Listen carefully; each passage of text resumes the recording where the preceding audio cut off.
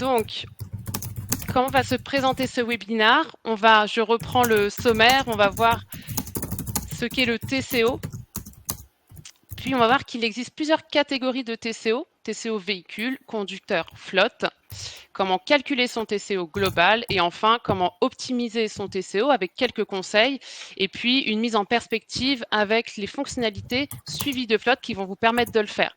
Donc pour ceux qui ne connaissent pas, ça va être la découverte de nos fonctionnalités et puis pour nos clients, peut-être une petite piqûre de rappel.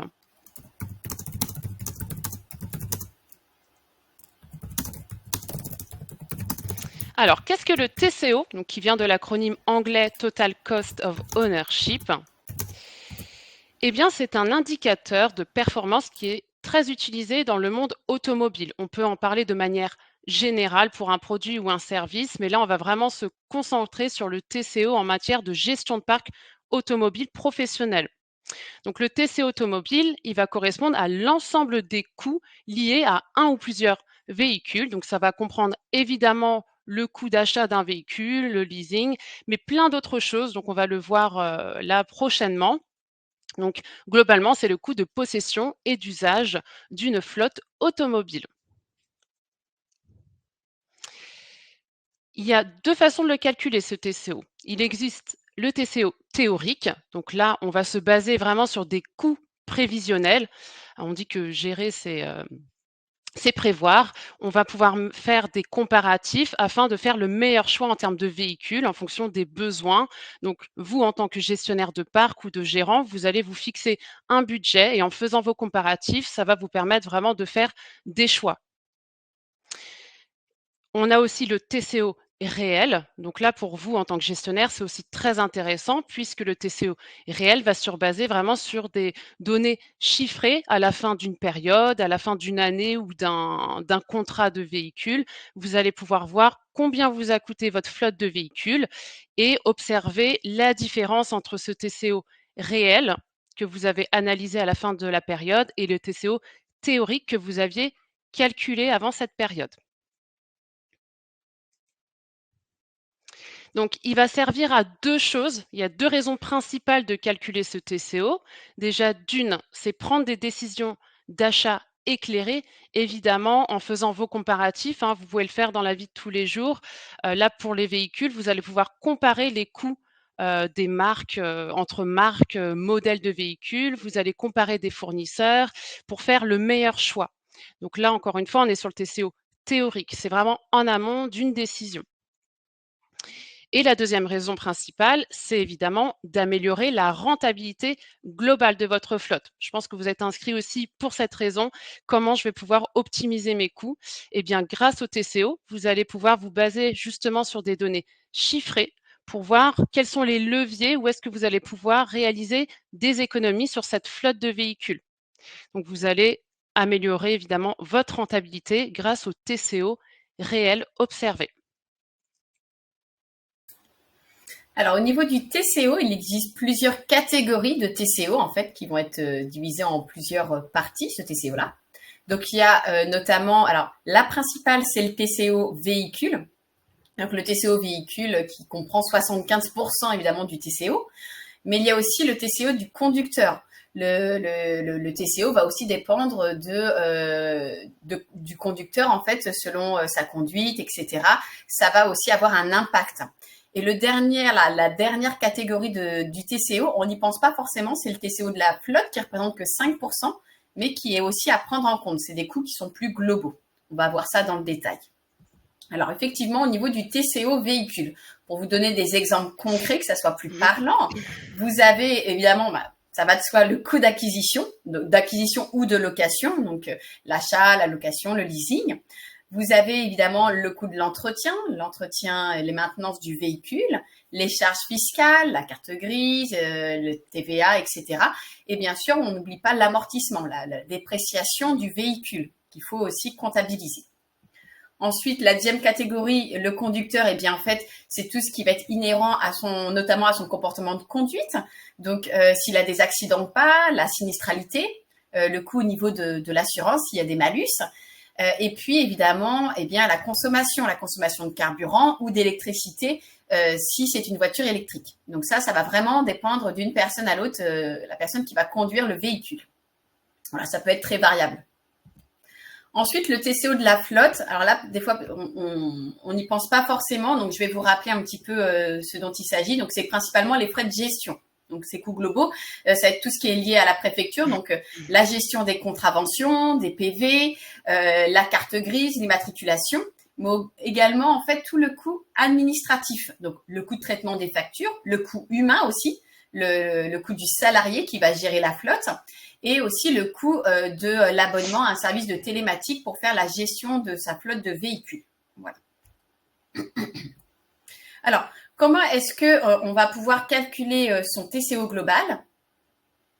Eh bien, je vais vous l'expliquer. Pour être hyper précis sur le TCO global, évidemment, il faut n'oublier aucun poste de dépense. Plus vous serez précis, plus vous aurez vraiment une idée de combien vous coûte exactement votre TCO. Donc, ça va regrouper plusieurs postes de dépenses, comme la maintenance du véhicule, les entretiens, etc., la gestion de flotte et équipements télématiques, la fiscalité, les assurances, la sinistralité, les coûts de péage et stationnement, les frais, on l'a dit, hein, Alice vient de le dire, carburant, électricité, l'achat ou la location des véhicules et l'immatriculation. Donc, il faut vraiment penser à tous ces postes de dépenses pour avoir une idée précise de combien vous coûte votre flotte. Le magazine spécialisé flotte automobile nous informe que le TCO moyen d'un véhicule en entreprise, il serait de 10 000 € par an. Donc c'est énorme. Pour certains d'entre vous, vous avez une flotte assez conséquente. On peut imaginer, voilà, fois le nombre de véhicules, on est quand même sur un budget très important. Donc ce chiffre, il va évoluer évidemment en fonction de plusieurs critères. Donc le type de véhicule, il y a des véhicules voilà, qui vont vous coûter moins cher en carburant par exemple, la marque du véhicule et bien évidemment l'utilisation du véhicule. Alice vous le disait, en fonction du comportement de conduite, voilà, ça va influer sur le coût. Donc on vous représente ici sur ce petit camembert justement la répartition de ces dépenses. On voit que la dépréciation représente un coût de 40% sur enfin, le coût global de la flotte. Donc, on commence par la dépréciation. À 21%, on a les frais financiers, donc les frais, les intérêts relatifs à un crédit ou voilà, un contrat de location. Ensuite, à 20%, on a les entretiens, les assurances. À 15% l'énergie, carburant, électricité, et enfin les charges fiscales et sociales qui représentent une petite portion à 4%. Donc voilà, Vas-y, je Alice, t'en tu prie. reprends la Vas-y, main. Coralie. Alice va vous présenter comment optimiser donc votre TCO. Oui, voilà, effectivement, on va voir en fait comment est-ce que on peut réduire les coûts. C'est un petit peu la question d'aujourd'hui principale, évidemment. Donc, nous, on a quelques conseils à vous donner. On a plusieurs conseils, donc notamment, alors ça paraît évident, hein, évidemment, lister tous les postes de dépenses, mais il faut vraiment penser à tout lister. Ça s'arrête pas uniquement, je sais pas, au loyer ou à l'assurance. Il y a vraiment plusieurs postes qu'il ne faut pas oublier. On va voir ça plus dans le détail. Et voilà, un fichier Excel, ça peut être bien pour débuter. On fait la liste de tous les postes. Évidemment, bon, bah, ça va de soi comparer le prix des fournisseurs, des différents fournisseurs pour trouver le meilleur. En l'occurrence, on s'est rendu compte que d'un loueur à un autre, il y a des grosses différences de prix. Donc, à savoir, il y a vraiment des grosses différences de tarifs entre plusieurs loueurs de véhicules. Et toujours au niveau de, si on continue par rapport à la location des véhicules, nous, ce qu'on peut vous conseiller, en fait, c'est d'opter pour des durées plus courtes de contrat. Alors, en fait, c'est vrai que alors ça se fait de plus en plus, en fait, des durées de 2-3 ans. Avant, typiquement, c'était sur 4 ans. Vous pouvez voir pour des durées plus courtes. Pourquoi? Parce qu'en fait, on se rend compte que la technologie des véhicules évolue très vite. Et un véhicule qui est plus performant, bah, c'est un véhicule qui va moins consommer et vous coûter moins d'argent. Donc, essayez de rétrécir ces durées de contrat si c'est possible. Voilà. Ensuite, bah, je parlais de la consommation, donc évidemment, il va falloir essayer d'optimiser un petit peu nos dépenses de carburant. Donc pour cela, on vous recommande d'utiliser des cartes, en fait, de faire recours à un prestataire comme, je sais pas, DKV, Total, pardon. ou AS24. Voilà, essayez de passer par un prestataire de fournisseur de carburant. Parce que en fait les notes de frais c'est peut-être moins facile pour pouvoir analyser et comparer vos dépenses de carburant, regarder au niveau des postes de carburant les conducteurs, etc. En parlant des conducteurs, c'est très important aussi de les sensibiliser eux à leur conduite. Forcément, quelqu'un qui a une conduite un petit peu sportive va consommer plus d'essence, de diesel. Donc, c'est bien de les sensibiliser à l'éco-conduite, que ça soit autant pour le poste de carburant que pour l'usure du véhicule, qui vous coûtera aussi. Et puis, surveillez bien les pneus parce que on a remarqué que, enfin, vous savez que lorsque les pneus sont sous-gonflés, vous consommez plus. Et en plus de ça, ça augmente le risque d'accident. Voilà. Pour finir, 2 derniers petits conseils. Le 7e conseil, ça serait de limiter vos kilomètres. Donc, limiter vos kilomètres, ça ne veut pas dire arrêter l'activité, évidemment, il faut rouler, mais d'essayer de les optimiser. En fait, c'est-à-dire d'essayer de, à chaque fois qu'il y ait un endroit où on doit se rendre, ou une intervention, ou un chantier, ou quelque chose comme ça, de toujours favoriser le véhicule le plus proche. Alors des fois, vous êtes un peu pris par le temps et vous appelez le premier salarié. C'est bien de pouvoir en fait optimiser les déplacements en ayant en direct le véhicule le plus proche. Et dernier conseil, c'est d'acheter vos véhicules d'occasion. Alors ça, c'est toujours c'est souvent un débat en fait.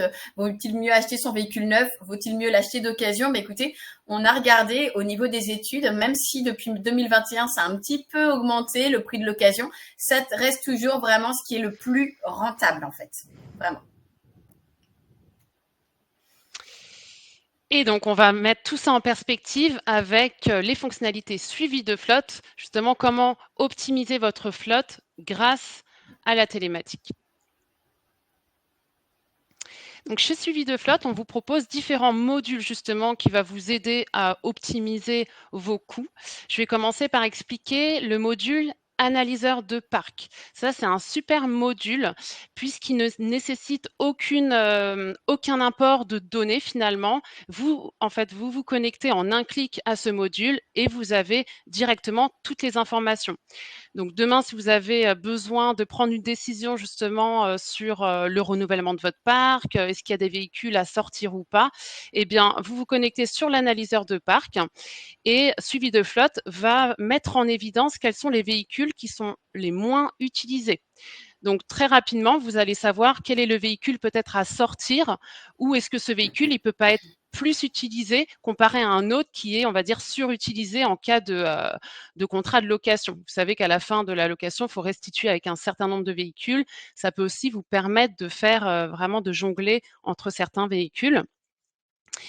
Et Suivi de flotte vous montre aussi quels sont les véhicules qui pourraient être électrifiés. Donc, on vous recommande justement cette mobilité électrique sur certains véhicules. Vous voyez, il y a une colonne avec des petites étoiles. Donc, plus il y a d'étoiles, plus on peut voilà, vous recommander de passer ce véhicule en électrique. Vous pouvez aussi optimiser votre TCO grâce à un gain de temps précieux, la fonctionnalité Entaille qui est très appréciée également.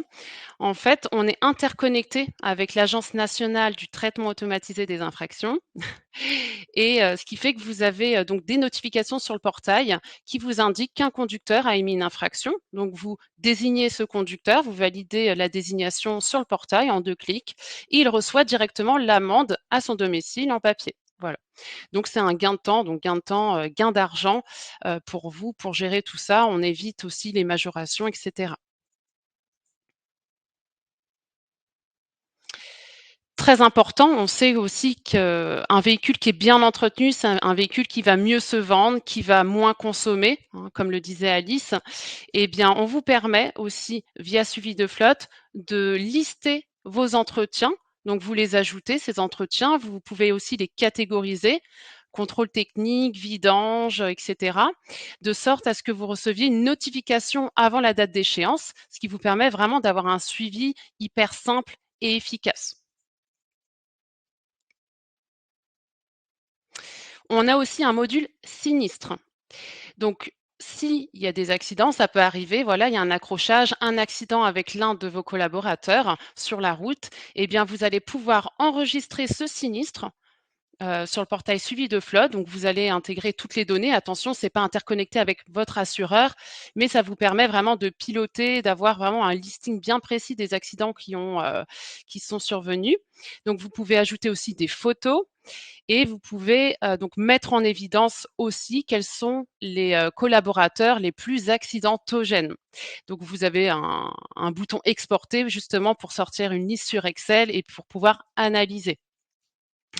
Un petit chiffre intéressant, selon l'entreprise Code Rousseau, on sait que 5 à 7 des multi-accidentés entraînent environ 28 à 40 de la sinistralité. Donc vos collaborateurs les plus accidentogènes, voilà, il y en a peu, mais ils vous coûtent cher. Donc on vous conseille d'appliquer une politique de prévention bienveillante et puis de vous occuper en priorité de ces personnes-là. Alors, toujours dans la... Pardon, excusez-moi, j'ai un chat dans la gorge. Donc, au niveau, alors toujours pour optimiser votre TCO, on en a parlé tout à l'heure au niveau, je vous disais là que c'était quand même mieux en fait de passer par des prestataires, des fournisseurs de carburant que de faire les notes de frais. En fait, ça va vous permettre de pouvoir mieux analyser les dépenses de carburant, le poste de carburant. Là, en l'occurrence, on voit un module de carburant, donc ça illustre bien ces propos-là. On peut importer les fichiers carburant des prestataires, donc que ça soit Total, AS24 pour les poids lourds. Ouais. Voilà, c'est ça. Et ça vous permet en fait après de pouvoir mieux les analyser. Vous allez pouvoir avoir des tableaux, regarder au niveau des conducteurs, les postes des dépenses de carburant.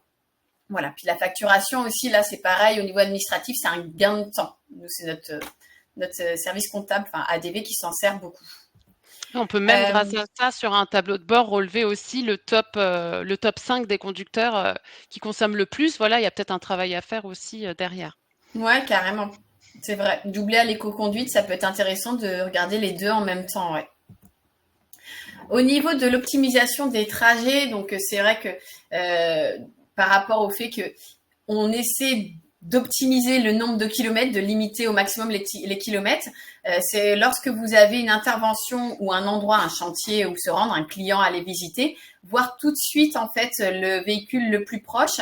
Là, en l'occurrence, avec le module intervention, vous rentrez une adresse et ça vous met tout de suite le véhicule qui est le plus proche en temps, mais aussi en kilomètres. Donc, ça permet tout de suite de pouvoir envoyer le véhicule le plus près. Voilà, pour telle ou telle mission à l'instant T. Alors, ah oui, ça c'est un autre sujet, je crois qu'on n'en a pas parlé d'ailleurs, on ne l'a pas abordé. C'est vrai qu'on n'a pas parlé de ça, alors pourtant c'est quelque chose, moi en tant que commercial, c'est souvent la première chose que vous me dites, alors ça dépend des besoins, c'est les abus.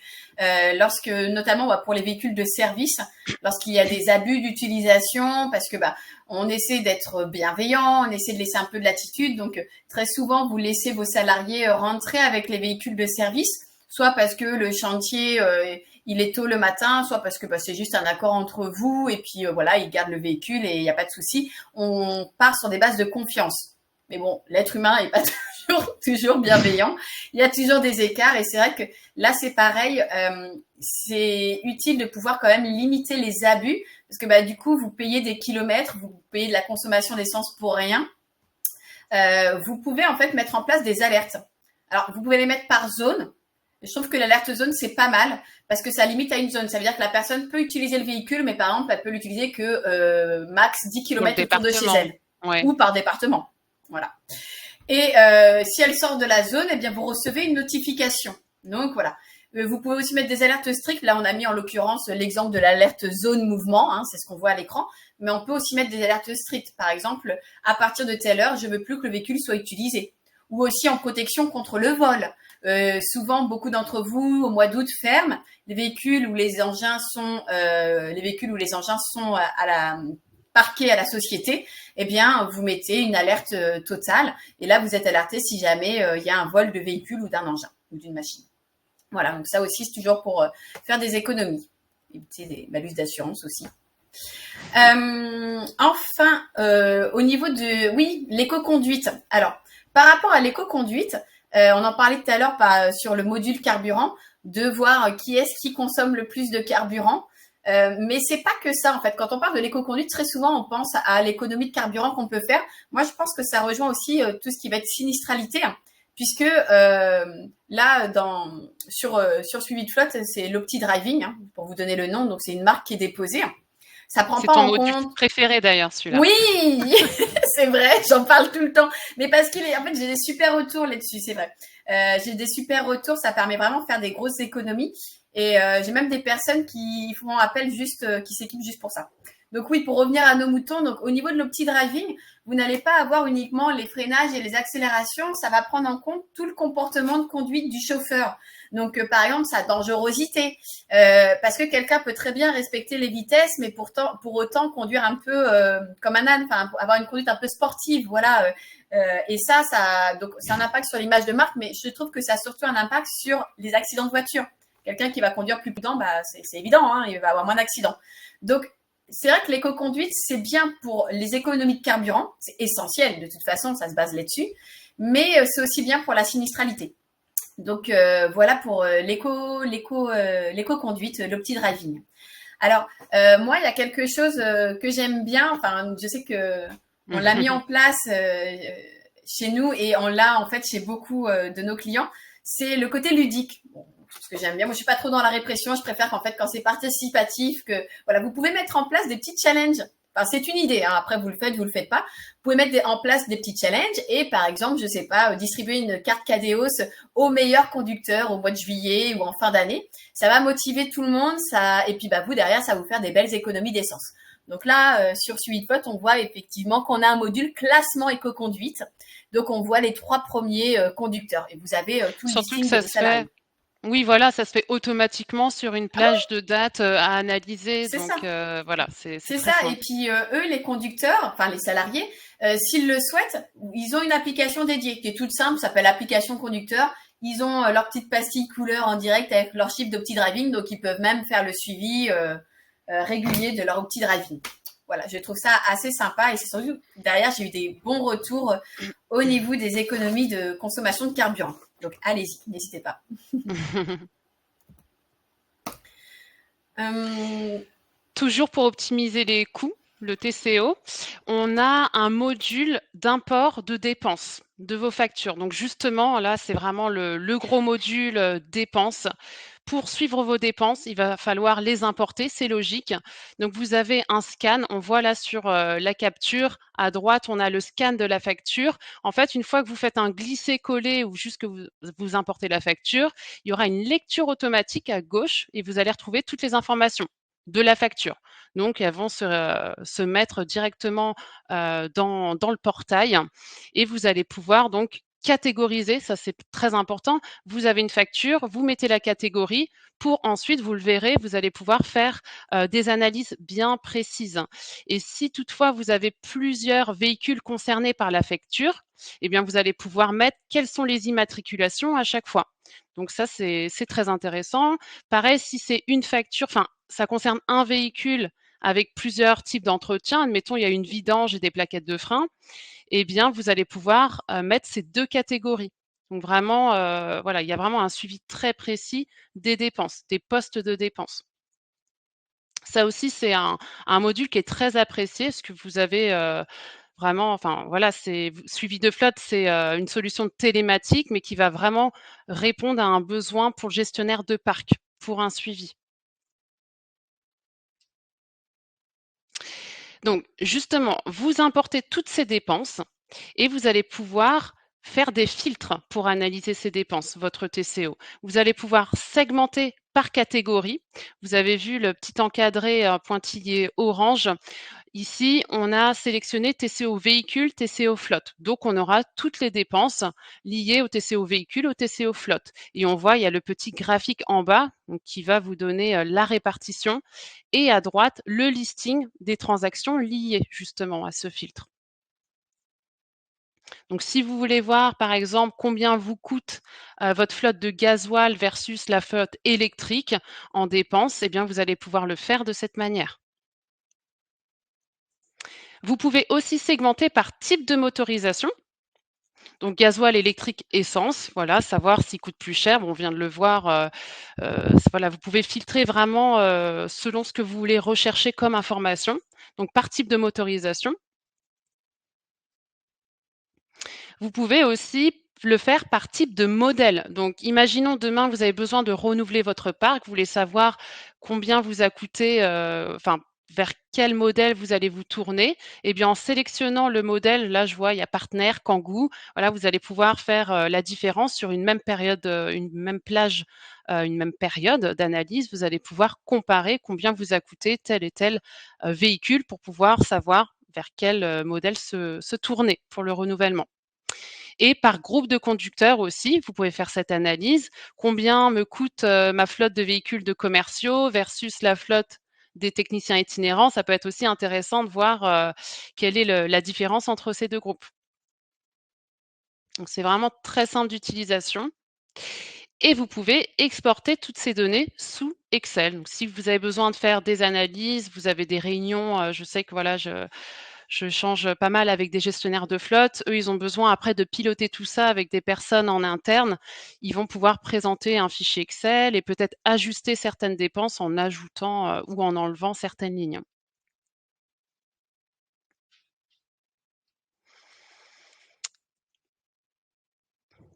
À toi, Alice. J'avais coupé mon micro. Ça m'arrive souvent. On a vu, en fait, en tout cas, on a essayé de vous présenter de façon les plus claire possible, pardon, et concise qu'est-ce que c'est que le TCO et aussi comment est-ce qu'on peut l'améliorer. Donc voilà, c'était vraiment le but de vous montrer, en fait, de vous expliquer qu'est-ce que c'est, d'abord le définir et comment on peut l'optimiser. Après, concrètement, pour vous donner des exemples réels, alors déjà récemment, on a contractualisé avec le groupe Dubois, qui utilisent aujourd'hui eux suivi de flotte. Ils utilisent le portail suivi de flotte et ils l'utilisent notamment pour faire la gestion de leurs coûts et mieux les maîtriser et les réduire. On a une petite citation du directeur général, là, monsieur Benoît Chauvin, qui nous dit: nous ne pouvons plus nous contenter de regarder les chiffres en fin d'année. Il nous faut piloter en temps réel les dépenses pour maîtriser notre rentabilité et nous assurer que tout est bien sous contrôle. Oui, évidemment, c'est bien de contrôler ses finances au fur et à mesure plutôt que d'être devant le fait accompli face au mur et dire j'ai tout ça à régler, ça me coûte tout ça, c'est compliqué et tout, ce poste-là coûte beaucoup trop cher à la société. Voilà, le TCO c'est vraiment un module pour contrôler, gérer en fait financièrement sa flotte au fur et à mesure et pouvoir mieux maîtriser ses coûts et ne pas avoir de mauvaises surprises en fin d'année. Plutôt avoir des bonnes surprises en fin d'année. C'est dans l'idée, c'est un peu ça. Alors, pareil, dans des exemples concrets. Ah oui, et d'ailleurs, je reviens sur ça. On a vu tout à l'heure, Coralie nous disait que en gros, un véhicule par an coûte 10 000 euros au niveau du TCO. Ça, c'est un chiffre que d'ailleurs moi-même j'ai appris lorsqu'on a fait cette présentation. En fait, c'est des chiffres que notre collègue Sharon, c'est un chiffre que notre collègue Sharon a fait remonter. Et j'étais assez surprise. Même moi, je pensais pas, je m'attendais pas à ce chiffre-là. Donc voilà, 10 000 euros par véhicule. Et une autre étude démontre que une entreprise, elle économise entre 4 et 10% sur son TCO quand elle utilise un équipement de télématique embarqué. Donc, lorsque le véhicule est équipé de boîtiers de géologue et qu'on fait la gestion, on dit entre 4 et 10% parce que c'est un peu selon l'utilisation qu'on fait. Est-ce qu'on utilise beaucoup ou pas le module? Entre 4 et 10%. Donc, si on calcule, en gros, 10 000 euros par an que ça nous coûte, l'économie, elle représente entre 400 euros et 1 000 euros par an. C'est ça l'économie en moyenne, d'entre 400 euros et 1 000 euros par an. Donc, c'est-à-dire que par mois, ça revient à entre 33 et 83 euros par mois. Voilà, ça c'est pour vous donner des chiffres concrets. Parce que bon, on blablate, etc. Mais là, vous voyez en fait vraiment ce que ça peut représenter. Et pour information, donc un abonnement type chez Suivi de Flotte, en moyenne, coûte 13 euros. En moyenne, voilà. Voilà pour vous expliquer. Alors, toujours sur Suivi de Flotte, effectivement, bien sûr, on ne fait pas que le TCO, hein, vous en doutez bien. Donc, on a notamment 3 univers principaux. On a la géolocalisation de base, donc c'est voilà, géolocaliser ces véhicules en temps réel, ce qui peut nous donner des rapports d'activité des estimations de temps d'arrivée, mais aussi les alertes mouvements, les fameuses alertes mouvements de zone, etc., pour contrôler les abus et les vols de véhicules. On a bien sûr la gestion de parc. La gestion de parc est un gros module où dedans, vous allez effectivement retrouver toute la gestion de votre flotte pour pouvoir analyser et optimiser le coût de votre flotte. Et enfin, l'éco-conduite, qui est mon module préféré, voilà, qui est l'évaluation de la conduite du chauffeur. Donc, on va faire des bilans conseils, des challenges, etc. Donc, tout ça, en fait, se retrouve dans la solution. Et sachant que, bon, là, on vous a dit globalement, mais il y a tout le temps des nouveautés. Il y a tout le temps des nouveautés. 3 fois par an, on met des nouvelles fonctionnalités. Comme on opère tout en interne, chez nous, on a nos développeurs qui régulièrement nous apportent des nouveautés en fonction des demandes de nos clients.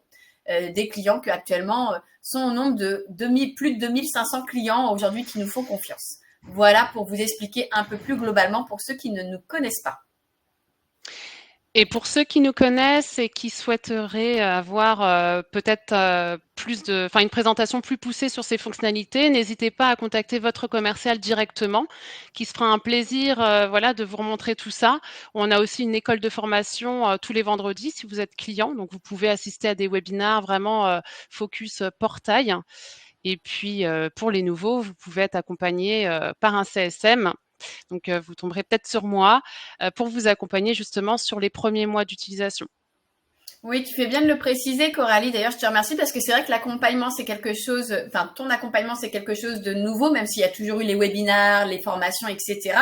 Et c'est vrai que des fois, à regret, j'ai des retours de certains clients ou même des très anciens clients chez nous qui me disent, en fait, qu'ils n'utilisent pas du tout la solution de gestion parce qu'ils sont passés outre. Et C'est vrai du que ça coup, a été mis en place voilà, il y a c'est dommage. 2 ans et du coup, Mm. voilà, c'est vrai Mais que c'est là, ça existe. je reprendrai aussi, des «anciens clients» entre guillemets avec plaisir pour refaire une passe sur tout le paramétrage et cetera. Donc voilà, n'hésitez pas. Bah, on espère que ce webinaire a été instructif, que vous avez appris des choses et on s'excuse parce qu'au début apparemment il y a eu un petit loupé, vous êtes arrivés quand je présentais le sommaire. Donc voilà, je ne sais pas ce qui s'est passé. On s'en excuse en tout cas. Alors on espère que ça vous a plu. N'hésitez pas aussi à nous proposer, pourquoi pas, des sujets qui vous intéressent pour les prochains webinaires, parce qu'on en fait tous les 2 mois. Donc ça peut être intéressant. Je vois qu'on a des Voilà. questions, mais qui sont passées dans le chat. N'hésitez pas à poser Alors, vos questions sur l'onglet questions. C'est pas grave, hein. Mais du coup, voilà. oui. Et notre modératrice a été très sympa. Elle a déjà commencé à Ouais, répondre à des elle a questions. répondu pour nous, impeccable. C'est sympa. Elle nous a mâché le travail. Oui, comme donc pour rebondir sur ce que disait Sharon, on avait des questions par rapport à est-ce que cette fonctionnalité est dans telle offre, est-ce que moi en tant que cliente elle est dans la mienne? N'hésitez pas à me recontacter, on fera un point ensemble là-dessus justement pour voir si c'est dans votre offre et sinon si on peut faire aussi des évolutions d'offres, enfin voilà, n'hésitez pas. Bon, cette fonctionnalité-là, alors dans la première de base, pas forcément, mais après sinon elle est dans la plupart des offres, hein. Vous la retrouverez. Je regarde. Oui, on s'excuse pour le début du problème technique, effectivement. Ça n'a pas duré longtemps, je crois que c'est les 5 premières minutes. Le temps du sommaire. Bon.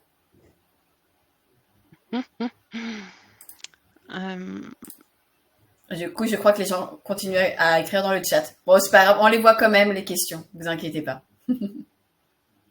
Vous pouvez nous suivre aussi sur LinkedIn, j'en profite de ce temps, étant donné qu'on poste toutes les semaines sur des sujets hyper variés et qui pourraient vous intéresser, n'hésitez pas.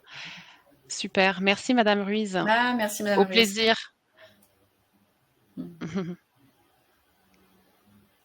Merci pour vos petits mots.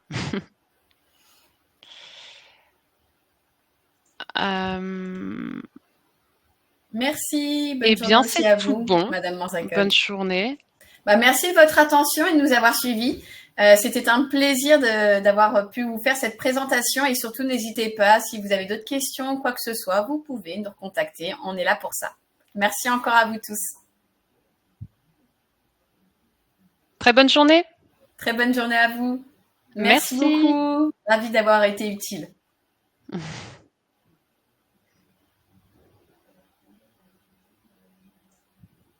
Au revoir.